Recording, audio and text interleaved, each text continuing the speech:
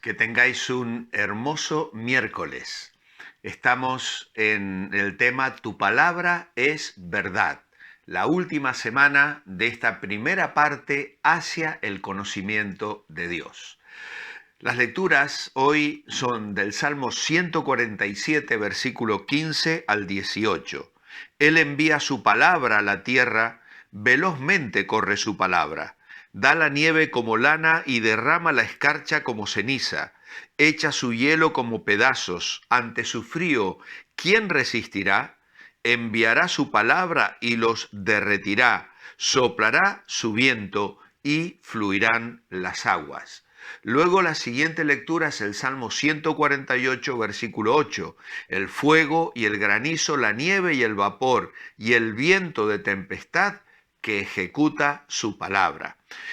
Salto Jeremías 1, 10, 11 para leer directamente Isaías 55, 10 y 11. Porque como desciende de los cielos la lluvia y la nieve, y no vuelve allá, sino que riega la tierra y la hace germinar y producir, y da semilla al que siembra y pan al que come, así será mi palabra que sale de mi boca. No volverá a mí vacía, sino que hará lo que yo quiero y será prosperada en aquello para lo cual la he enviado. Maravillosa afirmación, promesa de parte de Dios acerca de su palabra. Bajo el subtítulo Dios determina los acontecimientos del mundo, podemos ver que de principio a fin la Biblia insiste en que todas las circunstancias y acontecimientos en el mundo están determinados por la palabra de Dios, el omnipotente sea del Creador. Las Escrituras describen todo lo que ocurre como cumplimiento de la palabra de Dios desde los cambios del tiempo hasta el surgimiento y caída de las naciones. Y esa es la primera lección que Dios le enseñó a Jeremías cuando le llamaba a cumplir esa misión profética en ese pasaje que debéis leer vosotros y que yo no he leído esta mañana. Luego Isaías proclama la misma verdad. Y toda la Biblia insiste invariablemente en que la palabra de Dios constituye un instrumento ejecutivo en todos los asuntos humanos. Así que es rigurosamente cierto que Dios gobierna el mundo y que determina nuestra fortuna, nuestra suerte, según afirma su palabra. Esta palabra que nos llega como ley, allí en el Sinaí y en muchos de los sermones de los profetas y en buena parte de las enseñanzas de Cristo. Otras veces nos llega en forma de promesas, como en las de posteridad, en la promesa del pacto dada a Abraham, en la promesa de la redención de Egipto, las promesas en cuanto al Mesías y al reino de Dios y las promesas del Evangelio de justificación, resurrección y glorificación. Maravillosas verdades que alientan nuestra fe.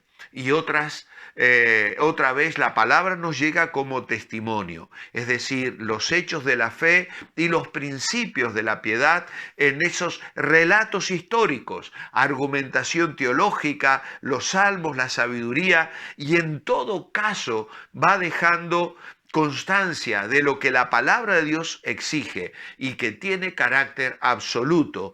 La palabra de Dios ha de ser recibida, obedecida y en ella se ha de confiar porque se trata de la palabra del Dios que reina, que gobierna, que tiene la autoridad final.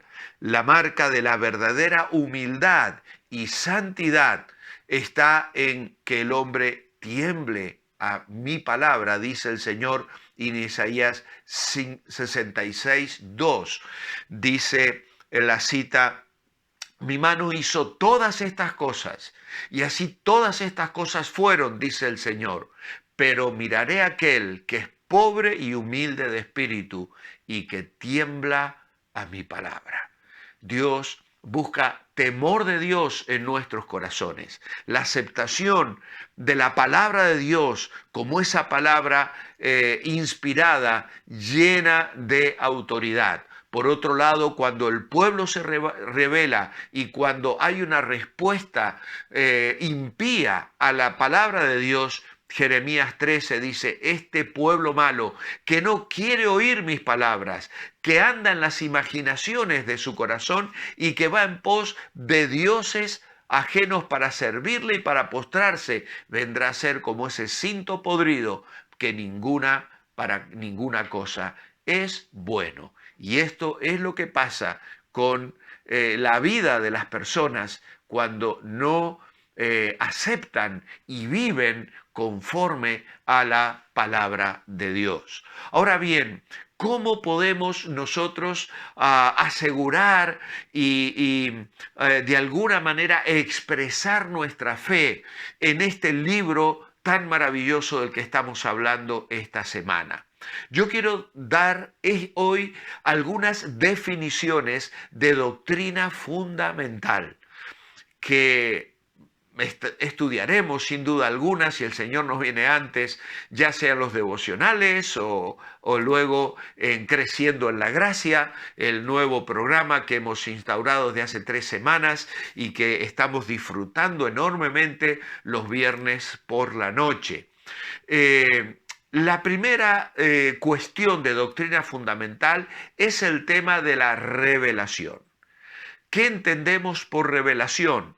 Bueno, revelación es la declaración que Dios, por su preciosa y amorosa voluntad, iniciativa y operación, comunicó a los escritores humanos de la Biblia para que éstos registraran en sus escritos verdades que estaban fuera del alcance del hombre con el propósito de comunicar al ser humano lo que Dios es, lo que Dios desea, para gloria de su nombre, bendición a los que creen y para dejar sin excusa al incrédulo.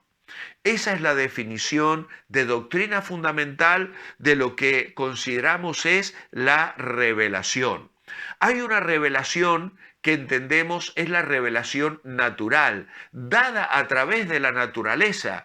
Y Pablo la afirma en Romanos 1:20 porque dice, porque las cosas invisibles de Él, su eterno poder y deidad, se hacen claramente visibles desde la creación del mundo, siendo entendidas por medio de las cosas hechas, de modo que no tienen excusa.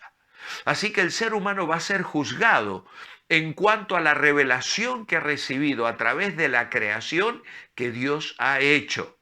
Hay en el ser humano una capacidad de entender a un Dios que ha manifestado parte de su ser a través de las cosas hechas, y eso es una demanda inexcusable a través de la cual Dios llamará a cuenta a todo ser en el día del juicio final. La revelación de la naturaleza. Pero luego tenemos la revelación escrita, y ahora nos referimos a la Biblia. Y dice Hebreos 1:1, Dios habiendo hablado muchas veces y de muchas maneras en otro tiempo a los padres por los profetas. Y aquí tenemos la revelación escrita. Dios habló a través de los profetas. Y tenemos allí los escritos de Samuel y los escritos de Moisés, el Pentateuco, los 5 primeros libros de la Biblia. Luego tenemos los profetas mayores, Isaías, Jeremías, Ezequiel y Daniel. Y luego los profetas menores, Oseas, Amós, Abdías, etcétera, etcétera. La Biblia les reconoce como autoridad. De hecho, el Señor dice que sopló sobre los discípulos después de su resurrección y les abrió el entendimiento para que comprendiesen las Escrituras y todo lo que Él decía, de Él decían, a través de los escritos de los profetas y de los salmos, dando así una autoridad plena a los escritos del Antiguo Testamento, que como decíamos ayer, es tan palabra de Dios como el Nuevo Testamento, y debemos amarlo y debemos leerlo y debemos conocerlo y nunca menospreciarlo porque es parte de la revelación de Dios. Luego tenemos inspiración. La inspiración es la operación divina ejercida sobre los escritores humanos de la Biblia, por la cual Dios le revela el mensaje a escribir. Custodia su trabajo para que no haya errores, pero sin alterar su propio estilo personal en la confección original, comunicando luego el trabajo hecho, el aliento divino, para que todo el escrito original sea absolutamente palabra de Dios viva, eficiente y operante. Dios se ha revelado, ha inspirado, y esta es la revelación absoluta. Es decir, Hebreos 1:2 dice que Dios habló muchas veces y de muchas maneras a los padres por los profetas, pero en estos postreros días nos ha hablado por el Hijo, a quien constituyó heredero de todo y por quien asimismo hizo el universo. Así que allí tenemos la revelación de Dios completa a través de la naturaleza, a través de los profetas y finalmente habló en el Hijo. Juan capítulo 1 dice, en el principio era la palabra y la palabra era con Dios y la palabra era Dios. Y esa palabra se hizo carne y habitó entre nosotros y vimos su gloria, gloria como del unigénito del Padre, lleno de gracia y de verdad. Ahora, esa palabra hecha carne, el Señor Jesucristo, les dijo a los discípulos, no os dejaré huérfanos, enviaré otro del mismo tipo, el Consolador, el Espíritu Santo, el cual os enseñará y os recordará las cosas que yo os he enseñado.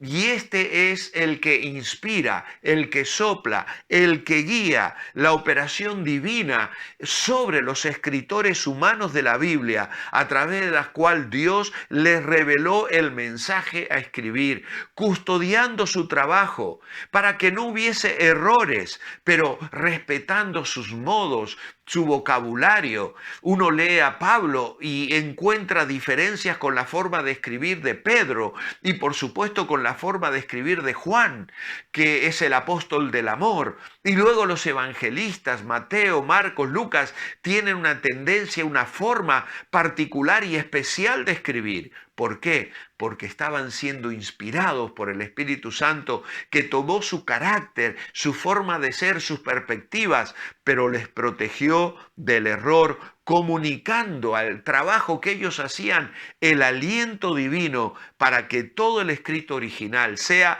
absolutamente palabra de Dios viva, eficiente y operante, es decir, trabaja en nuestras vidas, como dice 2 Timoteo 3:16. Toda escritura es inspirada por Dios y útil para capacitar, para perfeccionar al hombre, a la persona de Dios, equipándola con todo lo necesario, como un barco es equipado con los alimentos y los víveres para una larga travesía. Así el creyente, a través de la Escritura, es perfeccionado y capacitado para el viaje de la vida, sabiendo que Dios va con él, que Él es el que guía el timón y que encuentra en Él todos los recursos para afrontar tempestades, para vivir tiempos de calma, pero para llevar el viaje a buen puerto, tomado de la mano del Señor.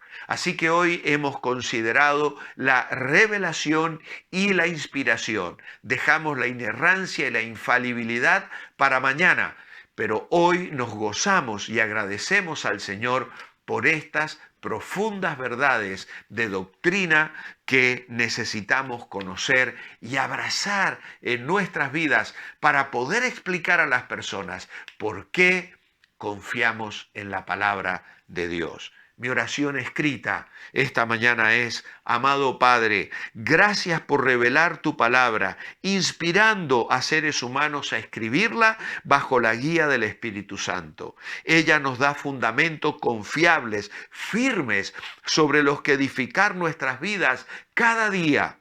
Por ella nos equipas para el viaje hasta el día en que hemos de caer a tus pies, alabándote y adorándote ya en perfección. Hoy nos anticipamos y rendimos nuestra adoración en tu nombre. Amén. Que el Señor os bendiga. Os espero mañana, jueves. Manteneos hoy bendecibles. A Dios sea la gloria.